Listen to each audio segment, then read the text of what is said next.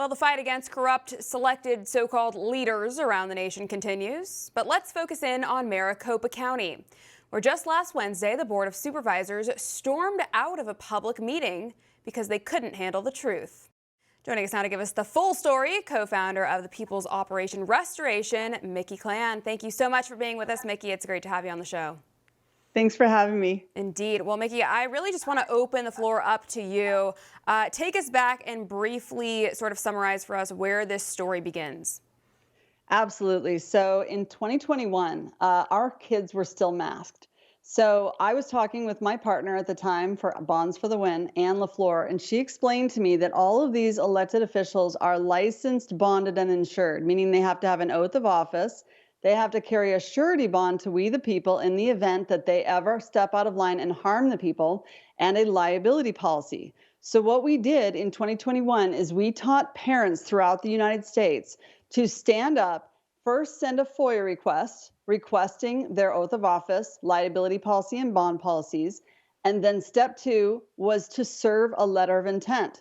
And in that letter of intent, we stood up to the school boards and also the cities, the counties, and the states of each country, of each state, and we serve them with a letter of intent saying, look, these are the 27 state, federal, and international laws that you're breaking. You're practicing medicine without a license, and we command you to drop these mask mandates or else we will file a claim against your surety bond.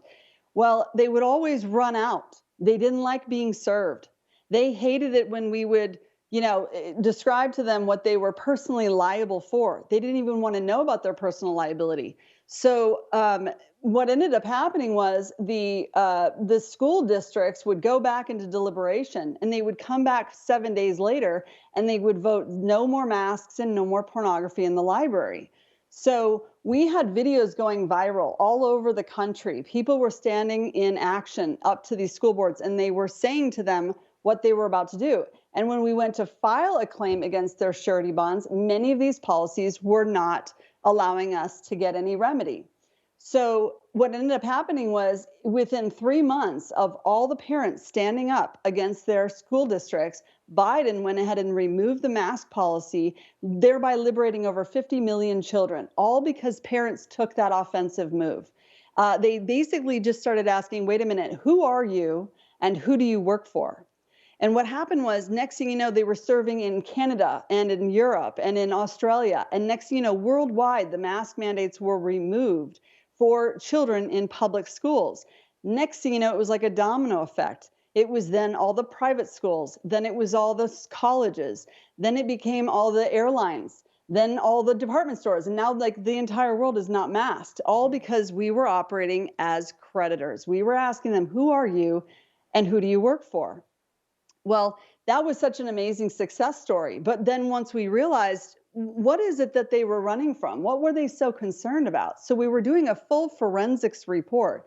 We were looking at these oaths of offices and found out that none of them are legitimate. They've all signed an oath to a foreign corporation, which means that every single elected official that you're looking at in every single city, county, and state have never signed an oath to we the people. They don't even work for us. And they don't have a surety bond, because if they did, we would have been able to file a claim against them and not a single surety bond paid out. So again, in the forensics reports, we found out that they only carried surety to each other. In other words, a concerned citizen could not file a claim. It was only the treasurer of these corrupt corporations that could file a claim against these boards. So what we did in Maricopa County this time through is we served them with a notice of liability and an opportunity to cure. We need them to prove who they really are and who they really work for. Because what we're telling them is that since you don't have an oath of office, that's a $250,000 fine per resident in Maricopa County. There are 4.5 million residents. It's the fourth largest county in the country.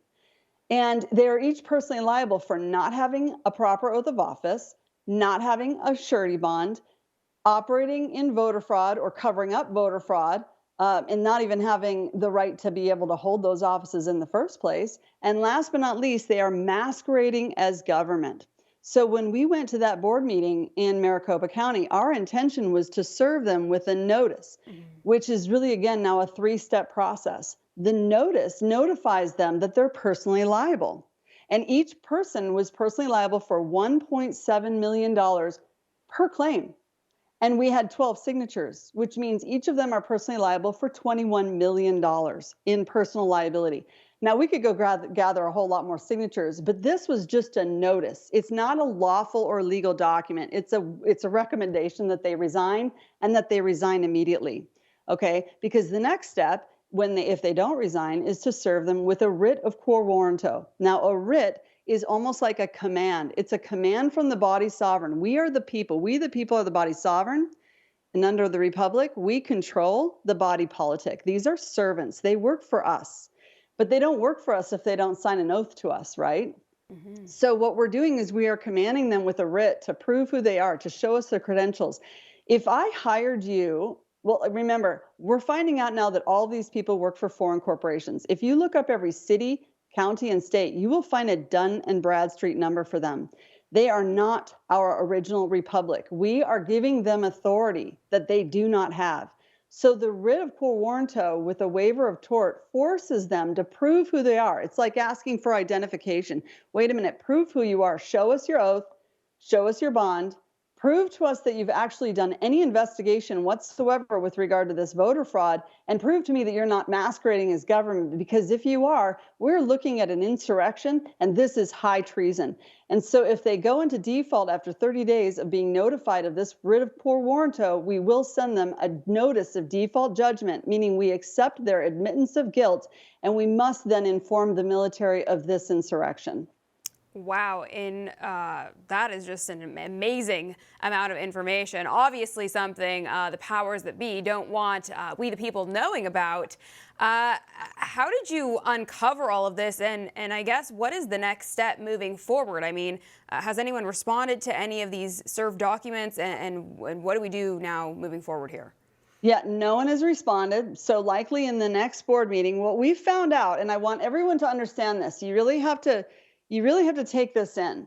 If in fact these are not actually public buildings, they are actually private corporations posing and masquerading as our government. Because remember, guys, we thought we were part of a republic. But what we learned in our research is that in 1871, during the Civil War, and we know all wars are funded by bankers, both sides are funded by bankers, they put us into war, and in the meantime, they basically ran out our republic. At the time, we had 35 states that had formed a republic, and they ran them out. So we're talking governor, lieutenant governor, secretary of state, treasurer, House and Senate for every single state.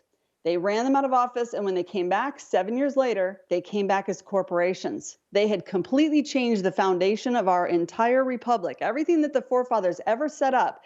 Because when the forefathers set up their kingdom of heaven, the devil has to roll in a decoy. And their only objective was to confuse us and to start writing up their own laws. Because when you roll in a corporation, you created it, you control it. Therefore, you can create your own laws. And so long as the people follow, as long as the people accept your laws, then, you've got them. But that was how they were bypassing our Bill of Rights. So what we've done now is we've realized that we've given all this authority to corporations, to a corporatocracy that doesn't actually have any jurisdiction over us.